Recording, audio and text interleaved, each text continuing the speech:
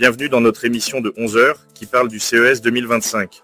Aujourd'hui, nous vous présentons une entreprise qui redéfinit l'avenir de l'analyse de données, TIMI. Avec des solutions innovantes et accessibles, TIMI aide les entreprises à exploiter la puissance des données pour prendre des décisions stratégiques et agiles. Nous aurons également la chance de discuter avec Daniel, membre de l'équipe TIMI, qui nous partagera leur vision unique de l'innovation dans l'analytique et l'intelligence artificielle.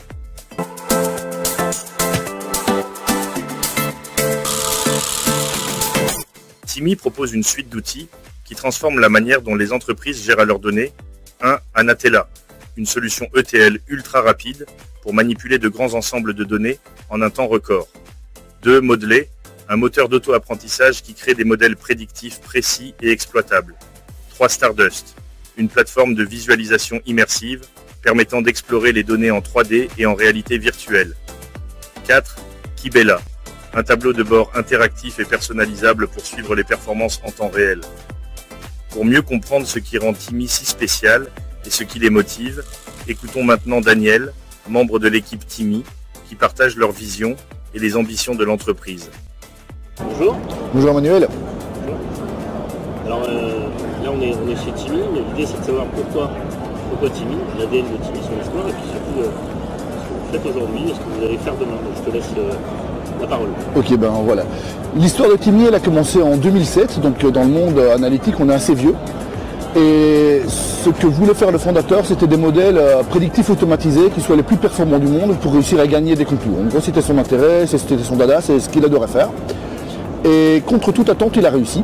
Il a développé un algorithme qui va à une vitesse vertigineuse, qui arrive à traiter des millions de lignes, des milliers de colonnes, et ajuster un modèle en très peu de temps sans avoir besoin de distribuer sur des énormes clusters.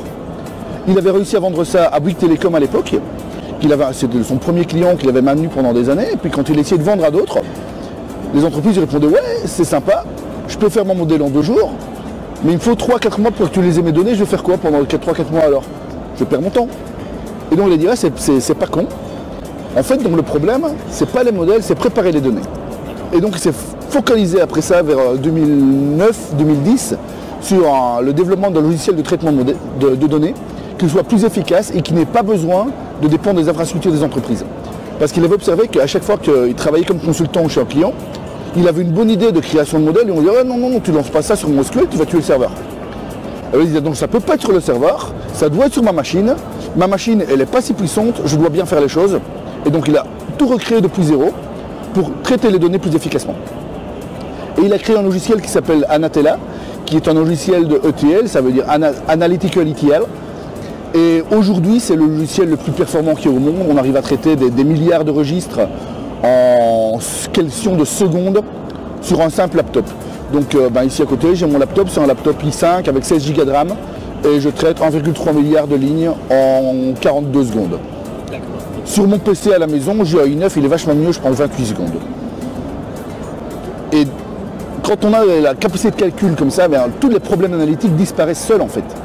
Et on voit aujourd'hui qu'il y a 2 problèmes principaux qui sont en train d'émerger dans le monde analytique et dans le monde de la data science. Le premier est un problème de souveraineté des données. Donc on est obligé de mettre des données sur les clouds qui ne sont pas aussi bien protégés ou sur lesquels on n'a pas un contrôle en termes légaux, par exemple pour une institution. Mais nous, le problème disparaît parce que je peux mettre ça sur un serveur en interne et ça va calculer plus vite que ce que ça le ferait sur un cloud. Parce que nos technologies sont faites en langage vraiment de très bas niveau. On fait du C, on fait du C++, on fait de l'assembleur.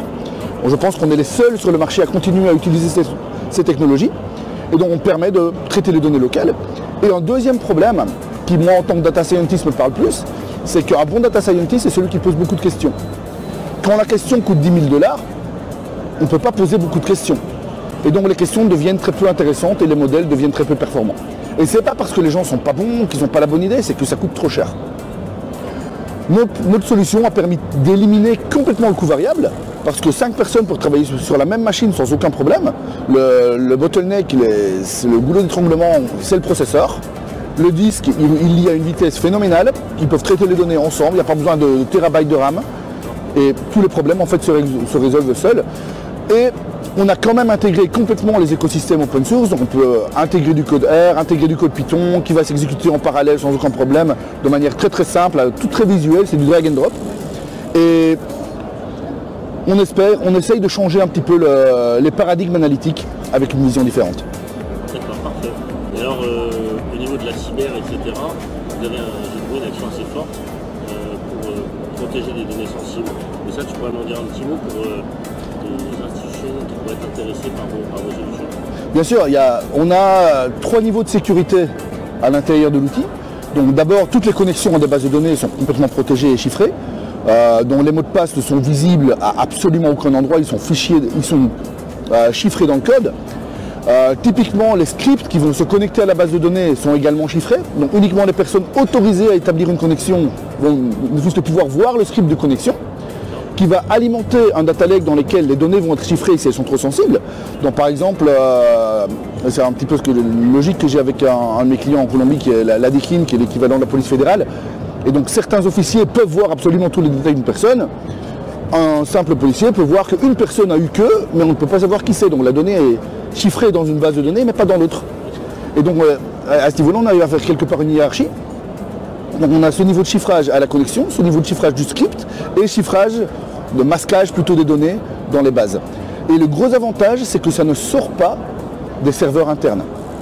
Donc toutes les données sont sur le serveur, dans la cave, ou je ne sais pas où ils l'ont mis, personnellement j'en ai aucune idée, mais je sais qu'elle peut pas être très loin. Et ça n'a pas besoin de sortir sur un cloud, c'est complètement sécurisé.